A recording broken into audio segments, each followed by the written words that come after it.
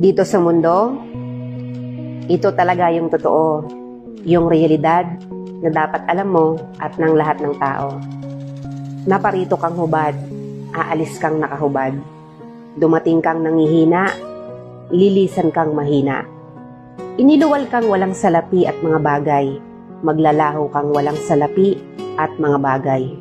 Ang una mong paligo, may naghugas sa iyo. Ang huli mong paligo, may maghuhugas sa iyo. Ito ang buhay, kaya bakit labis ang mali siya, ang inggit, ang pagkamuhi, ang galit at pagkamakasarili. Maging mabait sa lahat at gumawa ng kabutihan.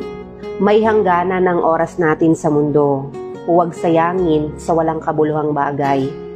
Manalangin at higit sa lahat, huwag na huwag nating sasambahin ng pera. Dahil kahit anong dami ng pera mo o ng ari-arian mo, kapag binawi ng Diyos ang buhay mo, iiwan mo rin yan at hindi mo madadala sa iyong pupuntahan.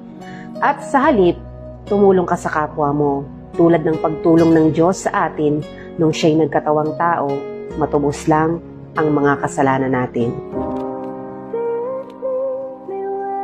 Mababa views mo kasi ganito ang ginagawa mo sa pakikipag-engage. Ang invalid engagement tulad ng hindi pagtapos sa video na pinanonood mo, pareho kayong tatamaan ng may-ari ng content. Babagsak ang ranking ng content dahil hindi tinapos ang panonood. Ang hindi pagtapos sa panonood ng video ay signal sa algorithm na hindi engaging ang content, kaya nare-reduce yung distribution. Ibig sabihin hindi na ipapakita ni AI sa mas malaking grupo ang content. Kung ikaw naman ang engager at hindi mo tinapos ang panonood, pero nag-react, comment at share ka, matag ka as fake or invalid engagement. Di mo tinapos ang panonood kaya sinabi mo sa AI na